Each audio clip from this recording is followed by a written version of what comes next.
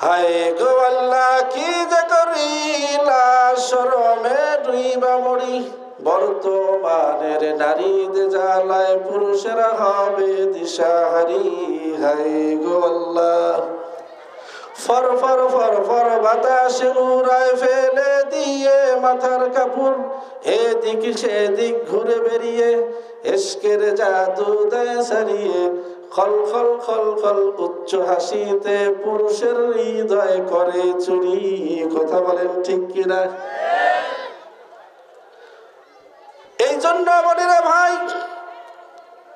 মন যা চাই তা করা যাবে না মন যা চাই তা করা যাবে না আল্লাহ রাব্বুল আলামিন বলেন যেই মানুষটা নিজের নফসকে দমন করতে পারবে মন যা চায় তা করবে না নিজের ইচ্ছাকে বিসর্জন দিবে আমার আল্লাহর ইচ্ছাকে প্রাধান্য দিবে ওই মানুষের জন্য তার বাপ দাদার ভিটা যেটা জান্নাত আল্লাহ রাব্বুল আলামিন বলেন সেই বান্দাদেরকে আমি জান্নাত দান করব জোরে কোন সুবহানাল্লাহ আল্লাহর ইচ্ছাকে প্রাধান্য দিলে যদি বুঝে আসুক না আসুক সেখানেও উপকার আছে দুনিয়াতে উপকার পাওয়া যায় আখিরাতে উপকার পাওয়া যায় আল্লাহ রাব্বুল আলামিন যদিও কোরআনুল হাকিমের মধ্যে এই জায়গাতে বলেছেন কোন মানুষ যদি আমি আল্লাহর সামনে দাঁড়াইতে ভয় পায় কোন মানুষ যদি তার নফসের বিরুদ্ধে কাজ করে মন যা চায় তা করে না বরং আল্লাহর ইচ্ছাকে প্রাধান্য দেয় এই মানুষের জন্য যদিও আল্লাহ তাআলা আখিরাতের কথা বলেছেন জান্নাত দেবেন কিন্তু আল্লাহ অন্য জায়গায় বলেছেন যেই মানুষটা তার নিজের নফস যা চায় তাকে বিসর্জন দিয়া আল্লাহর ইচ্ছাকে প্রাধান্য দেবে শুধু আখিরাতে জান্নাত নয় আমি আল্লাহ তাআলা দুনিয়াতেও তাকে ফায়দা দেব জোরে কোন সুবহানাল্লাহ মুসলমান ভাইরে আমার এই কথা বোঝানোর জন্য আপনাদেরকে কোরআন থেকে একটা দৃষ্টান্ত দেব আল্লাহ রাব্বুল আলামিন দৃষ্টান্ত দিয়েছেন মানুষকে বোঝানোর জন্য কোরআনুল কারীমের মধ্যে যত আহকাম দিয়েছেন আল্লাহ রাব্বুল আলামিন এই কোরআনের ভিতরে অনেক কিচ্ছা কাহিনী দিয়েছেন ওই সমস্ত আহকামকে বোঝানোর জন্য বান্দা যারা আমার আহকাম মানে নাই যারা আমার ইচ্ছাকে প্রাধান্য দেয় নাই ওই সমস্ত মানুষগুলো আমি আল্লাহ তাআলা ধ্বংস করেছি এমন অনেক বিধান আল্লাহ রাব্বুল আলামিনের কিচ্ছা কাহিনী এই কোরআনুল কারীমের মধ্যে বর্ণনা করেছেন কথা বলেন ঠিক কিনা তো আমি বোঝানোর জন্য আপনাদেরকে বলবো যে নিজের ইচ্ছাকে বিসর্জন দিয়া আল্লাহর ইচ্ছাকে যদি প্রাধান্য দেওয়া যায় বুঝে আসুক আর না আসুক সেখানে দুনিয়াতেও উপকার পাওয়া যায় আখিরাতেও উপকার পাওয়া যায় বলবো কি বলবো না বলেন শুনতে রাজি আছেন তো ইনশাআল্লাহ না এখান থেকে ভাগবেন মুসলমান ভাইরে আমার কোরআনুল কারীমের মধ্যে যত নবীর ঘটনা আল্লাহ তাআলা নিয়ে আসছেন সবচাইতে বেশি ঘটনা নিয়ে আসছেন হযরত মূসা পয়গম্বরের ঘটনা কথা বলেন ঠিক কি না মূসা পয়গম্বর যখন মাদায়েন গিয়েছিলেন মাদায়েন থেকে যখন ফিরে আসতেছেন আমি সব ঘটনা বলবো না মূল মূল কথাগুলো বলবো শুধু বোঝানোর জন্য যে ইচ্ছাকে বিসর্জন দিয়া আল্লাহর ইচ্ছাকে প্রাধান্য দিলে যে উপকার হয় দুনিয়াতে আল্লাহর ইচ্ছাকে প্রাধান্য দিলে যে আখিরাতে উপকার হয় এটা বোঝানোর জন্য মূল মূল কথাগুলো বলবো বৃদ্ধ বাবাজি ভালো করে শুনেন যুবক ভাই ভালো করে শুনবেন মনের কান দিয়ে শুনবেন দিলের কান দিয়ে শুনবেন বাবা মূসা পয়গম্বর যখন মাদায়েন থেকে আসতেছিলেন মূসা পয়গম্বর মাদায়েন থেকে নিজের স্ত্রীকে নিয়ে আসতেছেন স্ত্রীর নাম ছিল সফুরা হযরতে শুআয়ব আলাইহিস সালাতু ওয়াস সালামের মেয়ে ছিল যাকে মূসা পয়গম্বর বিবাহ করেছিলেন তাকে নিয়ে যখন মাদায়েন থেকে রওনা করেছেন মিশরে যাবেন আস্তে আস্তে রাত হয়ে গেল শীতকাল ছিল শীত লাগে অন্ধকারে রাস্তাটা হারায় ফেলছে মূসা পয়গম্বর স্ত্রীকে ডাকতে বলে বিবি গো তুমি একটু এখানে অপেক্ষা করো আমি পাহাড়ের উপরে আগুন দেখতেছি, আমি একটু আগুন নিতে যাব। ওখানে গিয়ে হয়তো কোনো রাস্তার সন্ধান পাবো, অথবা ওখান থেকে আগুনের টুকরা নিয়ে আসবো তোমার জন্য, যাতে এই শীতকালে আমরা তাপ গ্রহণ করতে পারি। তুমি একটু অপেক্ষা করো।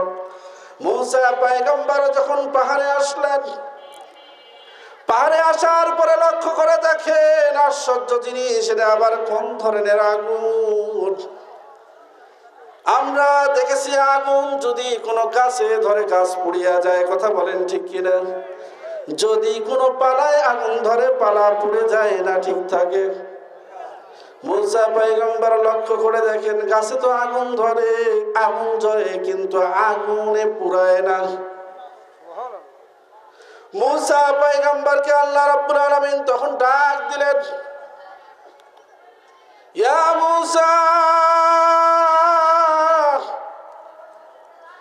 মূসা পয়গম্বরকে ডাক দেওয়ার পরে মূসা আলাইহিস সালাতু ওয়াস সালাম বুঝতেছিলেন এটা কার ডাক।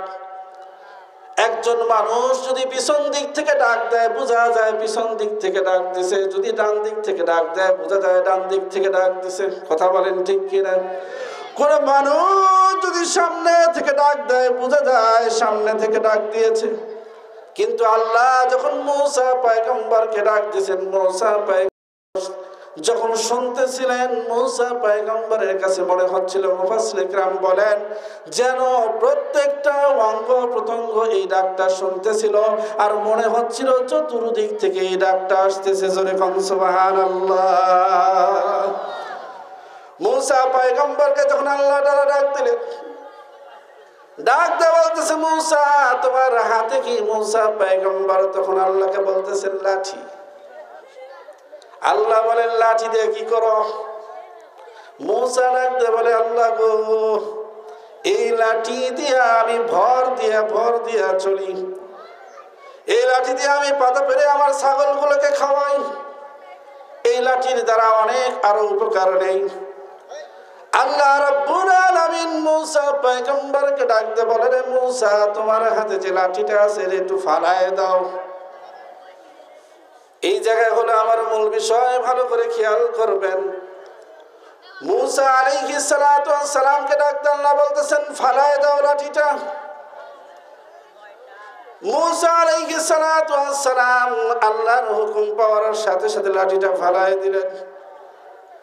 লাঠিটা ফালায় দেওয়ার পরে হঠাৎ করে সেই লাঠিটা সাপ হয়ে গেল, অজগরের মতো সাপটা লড়াচড়া করে।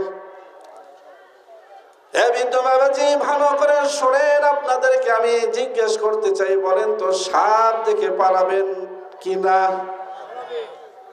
মানুষ সাপ দেখে পালায় কি পালায় না? তো মূসা পয়গম্বর যদিও নবী, কিন্তু তার ভেতরেও তো মানুষের স্বভাব আছে। কথা বলেন ঠিক কিনা?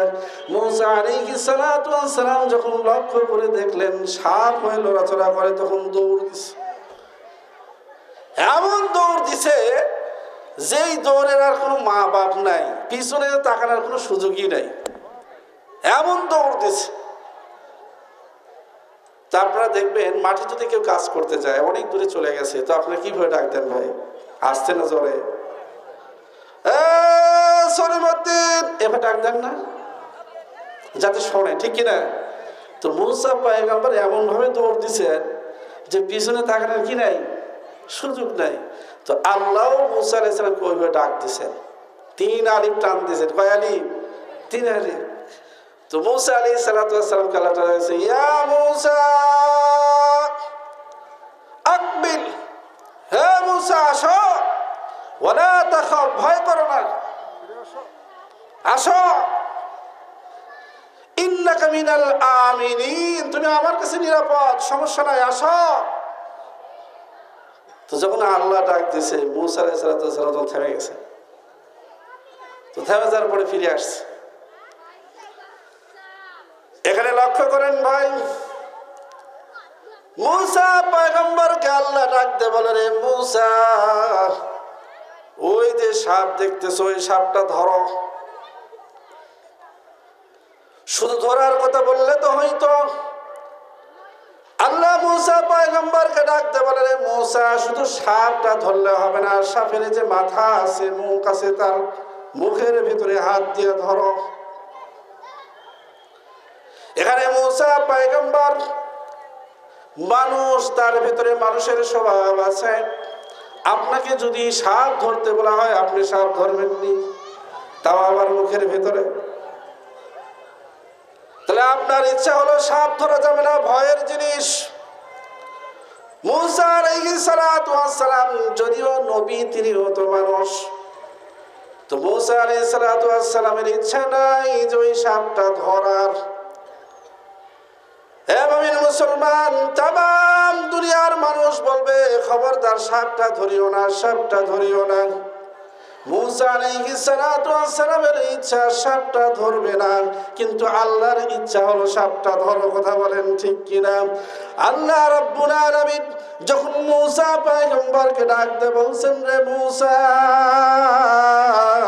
ওই সাপটা তুমি ধরো, আমি আল্লাহ তাআলা বলতেছি তুমি ধরো। মূসা পয়গম্বর নিজের সমস্ত ইচ্ছাকে বিসর্জন দিয়া, বুঝে আসুক আর না আসুক, আল্লাহর ইচ্ছাকে প্রাধান্য দিয়েছেন। আল্লাহর ইচ্ছাকে প্রাধান্য দিয়া যখন ওই সাপটারে ধরছে, আল্লাহ তাআলা ওই সাপটারে লাঠিতে পরিণত করে দিয়েছেন। জোরে কম সুবহানাল্লাহ। তো নিজের ইচ্ছা বিসর্জন দিয়া আল্লাহ রাব্বুল আলামিনের ইচ্ছাকে প্রাধান্য দিয়া লাভবান হয়েছে না ক্ষতি হয়েছে? এটি আল্লাহ তাআলা বলতেছেন, নিজের ইচ্ছাকে বিসর্জন দাও, আমি আল্লাহর ইচ্ছাকে কি দাও?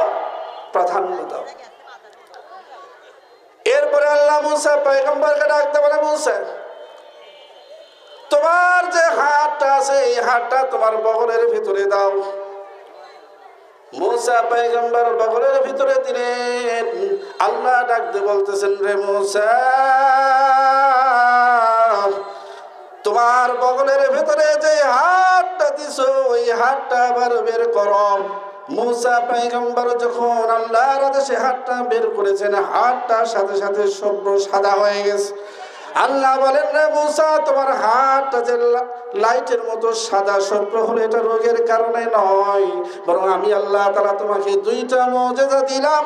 একটা হলো লাঠি যেটা সাপ হয়ে যায়, আর একটা হলো তোমার হাত যেটা বগলে দিয়ে টান দিলে সাদা হয়ে যায়। আবার বগলে দিয়ে যখন টান দিবা তোমার হাতটা স্বাভাবিক হয়ে যাবে। এই দুইটা মুজিজা দিয়া আল্লাহ রাব্বুল আলামিন মূসা পয়গম্বরকে ডাকতে বলে, রে মূসা তুমি যাও, মিশরে যাও। ফিরআউন আমি আল্লাহর নাফরমানি করে সে খোদা বলে দাবি করে, তুমি যাও যাও, আমি আল্লাহর একত্ববাদের দাওয়াত নিয়ে যাও। মূসা পয়গম্বর দুইটা মুজিজা নিয়ে আসলেন। ভালো করে বুঝবেন, ফিরআউনের সামনে আসিয়া মূসা আলাইহিস সালাতু ওয়াস সালাম ডাকতে ফিরআউনকে বলতেছে, রব রে মানো। রব বলতে একজন আছে যিনি পান্নেওয়ালা, উনি ছাড়া আর কেউ নাই, তাকে মানো। তো ফিরআউন এখন কয়, মূসা তুমি আমার বাড়িতে খাওয়া দাওয়া করলে, আমি কি তোমাকে লালিত পালিত করলাম? আর তুমি নাফরমানি করে আমারই লোককে মাইরা তুমি পালাইলা, আবার এতদিন পরে আসে আবার বলতেছে কি এমন রবের কথা? আমি তো জানি আমি রব, আনা রাব্বুকুমুল আ'লা, আমি সবচাইতে মহারব। তো যখন মূসা আলাইহিস সালাতু ওয়াস সালাম রবের কথা বলছেন, তো ফিরআউন তখন জিজ্ঞেস, ফামা রাব্বুকা ইয়া মূসা, হে মূসা রব আবার কে? আমি তো জানি আমি রব। তো মূসা আলাইহিস সালাতু ওয়াস সালাম রবের পরিচয় দিয়েছে। قال ربنا الذي أعطى كل شيء خلقه ثم هدى سبحان الله أكبر মূসা পয়গম্বর ফিরআউনকে ডাকতে বলে, রে ফিরআউন রব হলো উনি যিনি আসমান জমিন সৃষ্টি করেছেন, আসমান জমিনের মাঝখানে যা আছে তা সৃষ্টি করেছেন। সব কিছুকে সৃষ্টি করার পরে আবার তার পথ দেখাইছেন, তিনি হলো রব। রব হলো উনি আল্লাহুল্লাযী রাফা'আস সামাওয়াতি বিগাইরি আমাদিন তারাউনাহা। আল্লাহ হলো উনি যিনি আসমান, এত বড় আসমানকে উঁচু করে রাখছেন কোনো খুঁটি ছাড়া। তুলিজুল লাইলা ফিন নাহারি ওয়া তুলিজুন নাহারা ফিল লাইল ওয়া তুখরিজুল হাইয়াতা মিনাল মাইয়িতি ওয়া তুখরিজুল মাইয়িতা মিনাল হাইয়্য। মুসা পয়গম্বর রবের পরিচয় তুলে ধরলেন ফিরাউনের সামনে একের পর এক। তাবারাকাল্লাযী বিয়াদিহিল মুলকু ওয়া হুয়া আলা কুল্লি শাইইন কাদির। সুবহানাল্লাহু আকবার। এই কালামে জিন্দা কুরআনে হাকীম হিকমতে উলা ইয়াজালাস্তু কাদিম জামিউল ইলমি ফিল কুরআনে হাকীম তাকাসারাত আন ওয়াফাহামির রিজালি বাকা কুরআন কালামুল্লাহ বাশুরুত قديماستي قديماستي نعين سبحان الله أكبر। কোরআন পড়লে ভালো লাগে কি লাগে না? আওয়াজ করে বলেন, কোরআন পড়লে ভালো লাগে কি লাগে না? আওয়াজ হলো না। আপনারা কি ঘুমাইছেন নাকি? ঘুমান না। আল্লাহর কোরআনের কথা শুনলে তো ঘুম আসার কথা না। আওয়াজ করে বলেন, কোরআন শুনতে ভালো লাগে কি লাগে না? লিল্লাহি তাকবীর। আল কোরআনের আলো, আল হাদিসের আলো, লিল্লাহি তাকবীর। মুসলমান ভাইরা আমার, এরপরে ফিরাউনের সামনে যখন মুসা পয়গম্বর আল্লাহ রাব্বুল আলামিনের পরিচয় তুলে ধরলেন, ফিরাউন তখন ডাক দিয়ে হামানকে বলে, ইয়া হামান উবনুলি সারহান লাআল্লি আবলুগুল আসবাব আসবাবাস সামাওয়াত। সুবহানাল্লাহু আকবার। ফিরাউন হামানকে ডাকতে বলে, মন্ত্রী ছিল, ডাকতে বলে, হামান আমার জন্য এই মাটিতে আগুন লাগাও, তার মানে আগুন দ্বারা ইট বানাও, এরপরে এটা সিঁড়ি বানাও, আমি সিঁড়ি দিয়ে উঠে গিয়ে উকি মেরে দেখবো মুসার রব কোথায়। মানছে না ঠাট্টা করছে? এবার মুসা পয়গম্বর দুইটা মুজিজা দেখাইলেন। ফিরাউন কয়, এটা তো জাদু, এরকম জাদু লোক আমার তো অনেক আছে। এরপরে মুসা পয়গম্বর ডাকতে বলে, রে ফিরাউন, এটা কোনো জাদু না, এটা কোনো জাদু না। যদি তোমার কাছে কোনো জাদুকর থাকে তাকে নিয়ে আসো। মুসা আলাইহিস সালাতু ওয়াস সালামের কথা শোনার পরে ফিরাউন যখন ভিতরে একটু রাগান্বিত হলো, পুরা দেশের ভিতরে সংবাদ পাঠিয়ে দিল, যত বিচক্ষণ জাদুঘর আছে সবাই উপস্থিত হয়ে যাও। মুসার সাথে এটা নিয়ে যুদ্ধ হবে। দিন ধার্য করা হলো, এমন দিন যেই দিন সমস্ত মানুষ সমবেত হয়, এমন একটা দিন। ওই দিনে যখন জাদুকর আসলো, মুসা আলাইহিস সালাতু ওয়াস সালাম একদিকে, জাদুকররা আরেকদিকে। মুসা আলাইহিস সালাতু ওয়াস সালাম তাদেরকে ডাকতে বলেন, ক্বালা লাহুম মুসা, মুসা পয়গম্বর ওই জাদুকরকে ডাকতে বলে, আলকু মা আনতুম মুলকুন, তোমরা যা নিয়ে আসছো ওটা ঢালো, কি জাদু দেখাবা দেখাও। তো তারা কি করলো, রশি লাঠি অনেক কিছু নিয়ে আসছে, এগুলা জাদু করে ছেড়ে দিছে, তো সবগুলো সাপ হয়েছে। তো সাপ হয় মুসা আলাইহিস সালামের দিকে আসতেছে। ভালো করে খেয়াল করবেন, নিজের ইচ্ছাকে বিসর্জন দিয়া আল্লাহর ইচ্ছাকে প্রাধান্য দিলে যে লাভবান হওয়া যায়, আমি এটাই বুঝাইতে চাচ্ছি। তো যখন সাপগুলো মুসা আলাইহিস সালামের দিকে দৌড়ে আসতেছে, আপনাদেরকে আমি জিজ্ঞেস করতে চাই, আপনাদের দিকে যদি সাপ দৌড়ায় যায়, আপনার হাতে যদি লাঠি থাকে ফালায় দিবেন না শক্ত করে ধরবেন? কি বলেন, শক্ত করে ধরবেন না ফালায় দিবেন? মুসলমান ভাইরা আমার, জাদুকররা যখন তাদের লাঠি রশি জাদু করিয়া ফালাই দিছে, সাপ হয় মুসা পয়গম্বরের দিকে দৌড়। মুসা পয়গম্বরের হাতে লাঠি। মুসা পয়গম্বরের ইচ্ছা হলো লাঠিটা শক্ত করে ধরবে। তাম দুনিয়ার মানুষের ইচ্ছা যেরকম লাঠিটা শক্ত করে ধরবে। মুসা যদি নবী কিন্তু মানুষের তবিয়ত থাকার কারণে মুসা পয়গম্বর খেয়াল করলেন যে উনিও লাঠিটা শক্ত করে ধরবেন, কিন্তু আল্লাহ বলতেছে মুসা রে লাঠিটা একটু ফালায় দাও। আমিন মুসলমান আল্লাহর গোলাম, তাম দুনিয়ার মানুষের ইচ্ছা হলো লাঠিটা শক্ত করে ধরবে মুসা।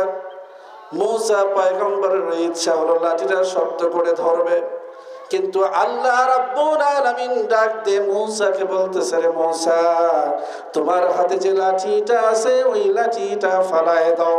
মুসা পয়গম্বর নিজের ইচ্ছাকে বিসর্জন দিয়া আল্লাহর ইচ্ছাকে প্রাধান্য দিয়া যখন লাঠিটা ফালায় দিছে, এত বড় সাপ হয়েছে যে এত বড় হা করছে যে যতগুলো সাপ মুসা পয়গম্বরের দিকে আসতেছিল এক লোকমা দিয়া মুফাসসিরে কিরাম বলেন এক লোকমা দিয়ে সবগুলো খেয়ে ফেলেছে। জোরে কোন সুবহানাল্লাহ।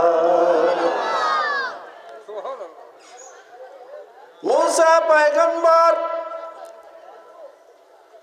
এরপরে মিশরে থাকতেছিলেন, কিন্তু ফেরাউন মানে নাই। আল্লাহ তাআলা মুসাকে ডাকতে বলে রে মুসা বনি ইসরাইলদেরকে নিয়ে তুমি বের হয়ে যাও, রাত্রিবেলা বের হয়ে যাইবা। মুসা পয়গম্বর সমস্ত বনি ইসরাইলদেরকে নিয়ে বাইর হয়ে পড়লেন। ভালো করে বুঝেন শুনেন, আমি এখানেও বুঝাতে চাচ্ছি যে আল্লাহর ইচ্ছাকে প্রাধান্য দিলে কি লাভ হয়। মুসা পয়গম্বর যখন বনি ইসরাইলদেরকে নিয়ে বের হয়ে পড়লেন, ফেরাউন খবর পাওয়ার সাথে সাথে যত সৈন্যদল আছে সমস্ত সৈন্যদল আর ঘোড়া যত আছে যত তার যুদ্ধের অস্ত্র আছে সব কিছু সুসজ্জিত হইয়া বের হয়ে পড়লো মুসাকে ধরার জন্য।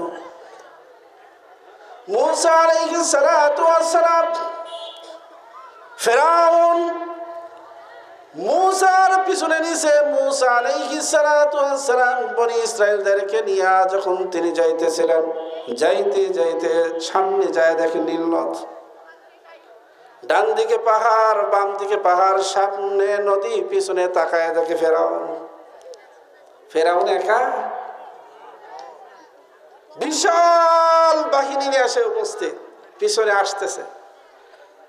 বনি ইসরাইলের রাখতে গেলে মুসা কি কাম করলে, এখন তো মরা ছাড়ার বুদ্ধি নেই, এমন জায়গায় নিয়ে আসছো এখন ডানে যেতে পারবো না, বামে যেতে পারবো না, সামনে যাইতে পারবো না, আর পিছনে তো ফেরাউন আছে, কি করা যায়? মুসা আলাইহিস সালাতু ওয়াস সালাম বলছে চিন্তা করো না, আমাদের সাথে আল্লাহ আছে। কে আছে? আল্লাহ যদি কারোর সাথে থাকে আর সমস্যা আছে? কি বলেন?